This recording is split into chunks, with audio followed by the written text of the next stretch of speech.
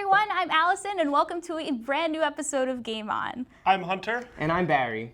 Today we're going to be talking about cosplay, some gaming sequels. But before that, we're going to throw it over to Adriana with the news. Thanks, guys. Hello and welcome to Game On News. My name is Adriana Alpazar, and I'll be here every week informing you on what's happening in the gaming world. Voice actors on strike. After 19 months of negotiations with top video game publishers, a resolution has yet to be made. The Screen Actors Guild and the American Federation of Television and Radio Artists formally went on strike. They're not only fighting for better upfront wages and payment scaling with the success of a game title, but also for health allowances, such as limiting the length of vocally stressful recording sessions. On October 20th, SAG-AFTRA released a statement saying, quote, "This group of video game employers knowingly feeds off other industries that pay the same performers fairly to make a living. The time has come to end this freeloader model of compensation, and that is why our members are united behind this cause," end quote. We will have to wait to see how this affects the big titles currently in production. Nintendo is switching it up. We got our first glimpse at the new Nintendo console set to release in March of 2017. Although we don't have much information on the Nintendo Switch, previously codenamed the NX, we did get to see some key features in the preview video. The Nintendo Switch seems to be a home console and a mobile hybrid, with the primary portion of the system being a tablet with an LCD screen. No specs have been released yet, but the Nintendo Switch was shown running a version of Skyrim and NBA 2K17. Red Dead Redemption 2, a follow-up to the massively successful open-world western Red Dead Redemption, was just announced by developer Rockstar Games. Red Dead Redemption 2 is set to release fall of 2017 for PS4 and Xbox One, and promises to deliver an epic tale of life in America's unforgiving heartland. Rockstar has promised a brand new multiplayer experience for the game as well. That is all I have for you today. Back to you guys in the studio. Thanks, Adriana. I've actually never played Red Dead Redemption. It was an interesting game. I liked it when I played it. We'll I haven't played it either. we'll have to discuss that one later. But what I really want to talk about, what do you guys think of the Nintendo Switch? Like, we've heard a ton of rumors so far, and I liked it. I thought it looked cool. I was excited again. It's intriguing. We've heard about the rumors, personally. It does look like a better console from a Nintendo. It's promising, but it is not something I'm personally interested in because I've lost a little bit of hope with Nintendo, personally. I hate to shoot that right out there, but... You're not the only person to say that. Like, with all the NX rumors from before, I was like, oh, I don't know if I'm going to get it. Because, like, I only have, like, 5 games for my Wii U. They're good, but that's only 5 games. I don't even have a Wii U. The last console I had was a Wii, and I'm like, that's when I drew the line. I'm just like, I can't get a Wii U for myself. I decided to get something new, and this is a little bit more promising. I'm debating on whether or not to get it, but it's still quite fresh, so I don't know. I really like it because, like, the NX, the Switch now, it uses cartridges, and, like, my 3DS is probably one of my favorite systems. I actually play it a ton, and the fact that you, like, literally can, like, take the controller and, like, put it on the side and keep going with it. I'm worried about the Switch tablet, mainly because of the size of it. I don't know, like, because I know the DS and the 3DS were nice because they were, like, pocket-sized consoles. You could just slide in your back pocket or your front pocket or whatever, but it's like, the problem with this is, like, I see it being an issue, like, people aren't going to be able to, like, slide it in their pocket. They're going to have to carry it around like a book bag or just, like, a small bag to carry it around in, and that's a little bit awkward. Definitely. So, I'm sure they'll probably release, like, a nice bag-looking thing at some point. I love video game, like, I'm sure they will. I'm sure they will, with no doubt. I think that the big problem we're going to see is a lot of troubleshooting. People are going to be trying to figure out the system and figure out the best way to use it, and I see that being the absolute biggest problem. I think I'm gonna, like, break that controller. Yeah, it's like that, and, like, battery life, and just general well-being of the console is kind of what I'm worried about. Nintendo stocks actually went down 6.5% when they announced it, and I'm like, do video game consoles stocks go down when you're Apparently they do now. See, like, one of the things about this console I'm actually a little bit interested in is because it's finally getting a little bit more third-party support than it used to. I saw a little thread on Reddit from from the makers of Rocket League that were asking, like, what would you guys think if we were to put Rocket League on the Switch? And there was a little bit of discussion there, and I thought that was interesting, like, because third-party developers are actually starting to think about this console again. But is Nintendo going to actually have an online community that isn't annoying to use? That's true. That's Yeah. another big question with the Switch. It's like, what's the online community going to be like? Is the entire system going to be like flimsy? Like, are the controllers flimsy? Is the tablet going to break easily? I feel like these are major concerns I'm currently having with this. Well, the tablet is the main console. Like the dock is just to like connect it to the TV, and you know, like they showed it running Skyrim and stuff, and I'm like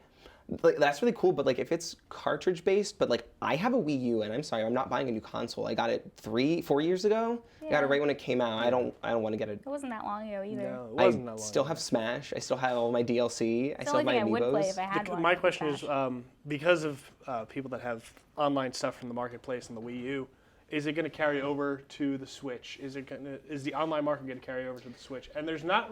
You can tell because you're going from discs to cartridges. There's not going to be any reverse compatibility either. Yeah, that's what I'm concerned about, because like I think the online stuff will transfer fine, but I'm like, where am I gonna just gonna like slam it in there? Just like, What do I do? It is very reminiscent of how like the 3DS and everything put cartridges in those. Yeah. The graphics still look great though, because like I still think that the Wii U honestly looked really good still. But like I don't know, I like it. I'm excited. Nintendo is just obsessed with having 1,000 ways for you to play their games, which is cool. I'm intrigued, but I'm also worried about it. I'm hoping for the best. Yeah, we can just have high hopes and Have hope that it'll work well. Hopefully, maybe. I know it's supposed to have like an NVIDIA chip inside of it. There's a few. What other things did they say? The controllers are called Joy-Con, and I'm like, that sounds like a convention. an odd name. Another thing, like personally, because I'm a PlayStation guy, the controller itself, like the scheme on the controllers there, it's a little bit weird, like having the thumbsticks like that.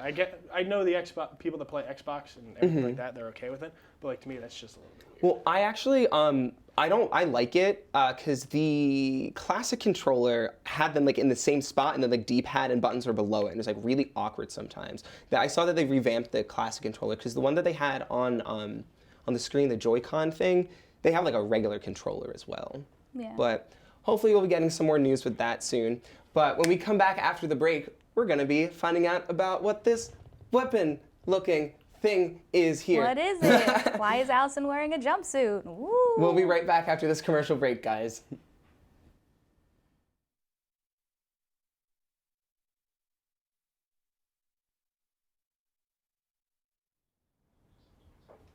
Hey guys, welcome back to Game On, our very special Halloween-y episode. Woo. I love how we both did the same thing. Same thing, same time, wasn't planned at all, I promise. All right, so we actually have a really special event thing type Halloween stuff. Allison is a cosplayer. She has tons of stuff available online that you can take a look at, and she decided to bring in some of her favorite pieces. Did. Why don't you tell us about what you have here for us? Well, today I am wearing Chell from Portal 2, which is one of my favorite game series. It was the first ever cosplay that I made. This is my updated version of it, but I did make a second one. Okay. But my Portal gun is probably my favorite thing that I've ever owned. It changes colors and it makes my life happy. Why don't you hold up and show it to us real quick? It is super amazing. This is the front of the gun. I can switch the colors. I already feel threatened by it. Can you take that into air noises. quotes? I don't think I think can. we're allowed to do that. think we're allowed to barely either. got into New York Comic Con with it once, so they were like, nope, you can't Can I have see it. it? Go for it. This is not nearly as heavy as I thought it would be. No, it's really not. Especially- It's pretty light. Oh, cool. Okay, it has like a... I told you it makes noise. Just the look at his face. It's perfect. That's, and then, okay, that's really cool. Here you go. Take a look Model at it. that too. Okay. The leather on the jacket, jeez. No, it's making more noise than anything else in here. It's so much fun though. Oh my god, it's so loud. Yeah, that's probably one of my favorite things that I own. It kind of so has much its own display port in my room. So what made you decide to get into cosplay? So I went to my first gaming convention. It was a comic convention. I went to the Philadelphia Comic Con. Okay. And I saw a whole bunch of people dressing up, and I was like, I want to do that. So the next year I did, and that was the first time I did Chell from Portal 2. And it kind of just kept going from there because I met friends through it. My best friend does it. I'm trying to get my fiance into doing it, and it's kind of just been rolling every year. I know cosplay is a very time-consuming and expensive. Absolutely, it's so expensive. How long did this take you to make? Because I know that you said you had gotten this the gun, correct? Yeah, the gun was bought. This full costume probably took like about a month, which is not very long compared to other costumes. I did get the shirt printed, but I sewed the jumpsuit and made the boots. Why don't you show off your boots? Model my boots. Because they're really cool. Because are. I know when you step, because you can kind of like see this part move, which I really like. This is supposed to be. She has a long fall spring under it, and she actually doesn't have a heel to the boot. So I decided to do like a small stiletto shoe, and then attach it with wire underneath, so it actually looks like the long fall receptor. So that's supposed to be the heel of the boot. Instead of actually having to worry about it, I just put a heel and made it look like that. But a lot of people don't go that far. They'll just wear like socks or something. Just costume. When Allison calls everybody out. It happens. So I know with the cosplay community, there's usually certain groups that are part of it. Like Blizzard has their own little community. What little communities are you part of in the cosplay community? Well, definitely Portal and Valve, which is a really big one for me. I'm definitely part of the League of Legends cosplay community. Blizzard, which is more Overwatch than anything else, but I would love to get into World of Warcraft because they have so many different like intricate costumes. And then there's a couple other ones that I'm in, but they're secret for right now. Okay. So I'm working on new projects for PAX East and a couple other different conventions. I have to keep them hush hush. Hush, hush, hush. They're exciting, and one of them might be on this stage. Not gonna say. Okay. Oh. For anyone who's looking to get into cosplay, do you have any tips for people starting out? Just do it. Just do it? Yeah, no matter what your skill level or anything else, just get into it. It's so much fun. Whether you buy your costume, make your costume, have a ton of experience, have somebody help you 3D print, just do it. Don't hold back and just go for it. If you have an artistic background, awesome. If you don't, doesn't matter. Nobody's gonna judge you for it. Do you have any cosplays that like you dream of doing that you can't do right now? Yes, and one of them is a Death Knight from I can't say WoW today. I'm just gonna say WoW. So Death Knight from WoW. Okay. And I would love to do the power armor from Fallout and do like a really big armor build. And I would also love to do something from Gears. Yeah, like the Gears armor. How about you? What cosplay would you do if you had to do one? Delson Rowe from Infamous Second Son. Oh, okay. He was like one of the first characters like I played with on PlayStation 4. I got the collector's edition game, which comes with like all the buttons that he has on his vest and comes with like his little beanie and everything like that. So I've actually thought about doing a cosplay for him before, but it's like apparently denim vests are very expensive. Yes, they are. Any vests are nice vests are expensive. I really like gender bending cosplays. Those are some of my favorite ones that I've seen. So I'd probably take a lot of my favorite league champions are girls. So I probably would take one of those and I'd be like Tristana or like There's Akali. so many of those now, and I'm seeing a lot of gender bend like Overwatch characters, like gender bend Mercy. I did a gender bend Sub-Zero, and I also did the mask is right here. I also did a gender bend. It isn't gaming related, but I did CL from Black Butler, and a friend of mine did Eloise, so we did that together. That was fun. I know down there you brought your Victorious Morgana wings. The biggest prop ever. Yes, I did bring them. And I was wondering if you'd bring those out real quick and we could take a look at those. I would love to put them on you because hopefully we can, but let me just move the mic here so I don't get So we don't cause a catastrophe. stuck. Yeah. I'm gonna stay here. You're gonna stay there. You can Because stay this there. jacket is Go very for annoying. it. Making noises.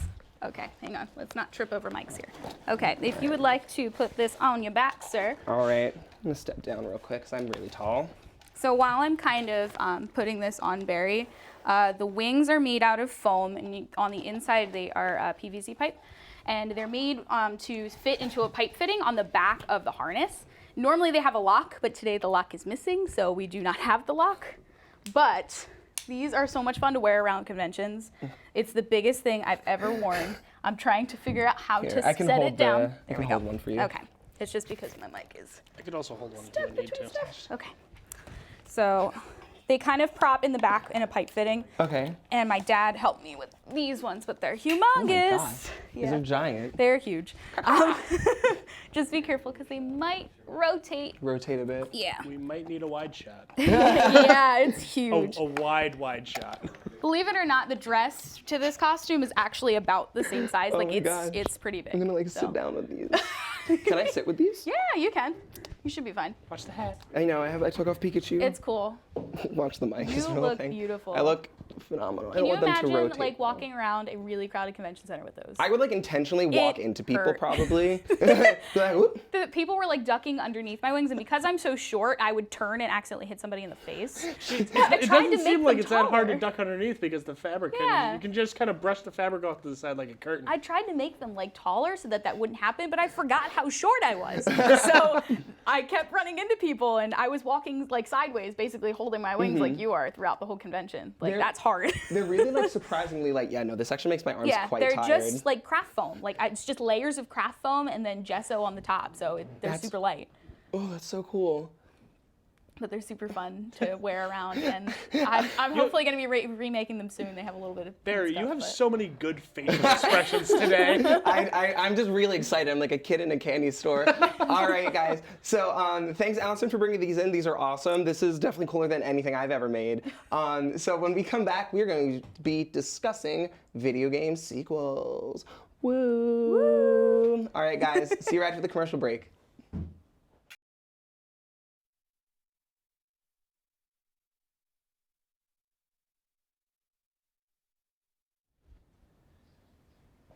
Hey guys, welcome back to Game On. So earlier we discussed we started talking about Red Dead Redemption. Yes, Red Dead Redemption 2 has been announced for fall of next year. And one of the questions I have for you guys is, what is your favorite video game sequel? Because we have the fact that Red Dead Redemption 2 is actually a sequel to a sequel. Because it was Red Dead Revolver, Red Dead Redemption, and then Red Dead Redemption 2.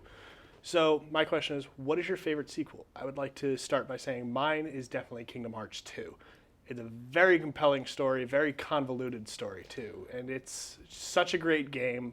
A couple characters from Final Fantasy make appearances, all the Disney characters that make some people nostalgic, but my favorite character in Kingdom Hearts 2 was always Axel. Okay. I love loved Axel. I loved Kingdom Hearts 2 as well. Like that was probably one of my favorite games too. It was so good. Such a great game. I mean, like the first one was good, but everything about Kingdom Hearts 2 improved upon the last one. I just hated the undersea level. I've never played Kingdom Hearts. Get out. Leave right now. Okay, bye. I'm a huge Kingdom Hearts dork, so this. I have it. Oh. I have it. I got the remix for PS3, but I need to play I never it. played it. That's your Yeah. homework. Do you? Because like I started playing it and I liked it, but do you think it has the same like feel coming back to it now as someone who didn't have the nostalgia factor? Because I wasn't super into it. If you go back to the final mix versions, Okay. which are in the PS3 version, I feel like it improves upon like what people knew about the PS2 version because PS2 in America never had the final mix cuts. Okay. So it's a little bit more of a What's addition. the final mix? There's stuff? some additional boss battles, a little bit more story to it, just a little bit, but it's a lot more entertaining because you have like the lingering will at the end of Kingdom Hearts 2, which is the hardest boss in the entire Kingdom Hearts series. Oh, I love it. Hard bosses are important though. They really are. Why do you like the second one so much more than the first one? Because it develops so much more from the story. There's so many more features to the game. It's better overall in like every aspect. It takes everything that was good about Kingdom Hearts 1 and ups it like another 3 notches. So it's very good. I've loved everything about it. There's not too much I didn't like about it, except like she said, I didn't love the undersea level. Oh, I hated was it. like the entire dance number. How many water levels are good? Like, Maybe like 2 in all of video games. yeah, like, One of them is just like Super Mario, where you just swim underwater and do a level, and then you go out of the water, and then it's done. people always complain about Ocarina of Time's water level, but then like, Oh did you my play God. Majora's Mask? Because like, that is the worst thing ever. I've never had any idea what was We're not happening. even gonna go into that because we know that they're both horrible regardless. They're the absolute worst. So what was your favorite sequel? This isn't a hard thing to figure out. Portal 2 is my favorite sequel. I think it's my favorite because it's so much better compared to the other ones. And the second one includes a lot more comedy. It also has like different puzzle elements. There's so many more maps, and the story is like huge. You also get more in touch with the character Chell, whereas like in the other one, she was just like, oh, you are Chell.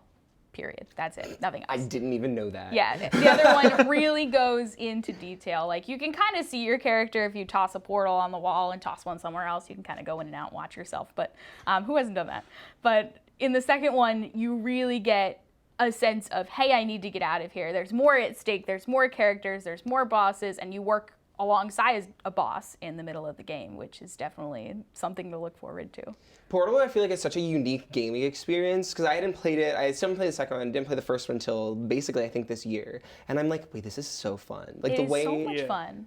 some of the best puzzles I think in gaming. Period. It really is. And you don't think about it unless you're like in the game. You're thinking with portals. I feel like Portal 2 is like the game when people think of puzzle games. Yes. It is definitely the Portal series. If you're looking for a good puzzle game, Portal 2 is the way to go. But like one of my things about Portal is I feel like even like defining it as a puzzle game doesn't do it justice because I'm like, oh, a puzzle game, like I can't even put puzzles together. You really feel like you're the main character in this It's game. more like an action adventure puzzle game. Yeah, because it really makes you think. I like that. It's definitely cool. My favorite sequel is The Sims 3. Yes. Sims 3. Not The Sims 4, Sims 3. Sims 3. I must say, it's a very good game. This game, I was like waiting for it to come out for like 3 years because The Sims 2 was like my childhood, and then Sims 3, I think it just does everything that The Sims wants you to do. I'm pretty sure I failed a class because of The Sims 3. I'm pretty sure that happened, or I got really close to it. I think the Sims 3, like a lot of the expansions weren't super new, but like one of the really cool things is definitely the open world, the progressions. It just gave you something to do once your sim like maxed everything out and was the most amazing sim ever. I feel like you probably did this. You ever do like the epic lifespans? Yes, absolutely. I think it's more fun than actually having like a regular lifespan because you get so attached to your character. You don't want them to die. It's like 1,000 sim days, and I'm like, okay, well, it's been real fam, and then you just have that sim dynasty. Yeah. Yeah.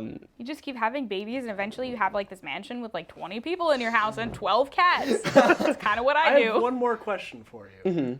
Being that we're also discussing video game sequels, what do you think of video game sequels? Can there be an extent to where there are too many? I think that the limit to video game sequels is a limit to the developers' ingenuity, because there are worlds that I could live in forever and always learn something new about, and then there are worlds I'm done with after one game. But there are also so many video game sequels that are criticized for being just poor and awful. Like some of the Assassin's Creed video games just get trashed because there's, like Assassin's Creed 3 was trashed, whereas like Black Flag was a good one. Unity was trash. Syndicate was okay. Feels like some of the Assassin's Creed games, as much as I love the Assassin's Creed series, it feels like a lot of it was just filler. I think specifically with Assassin's Creed, it has to do with the way that they develop those games.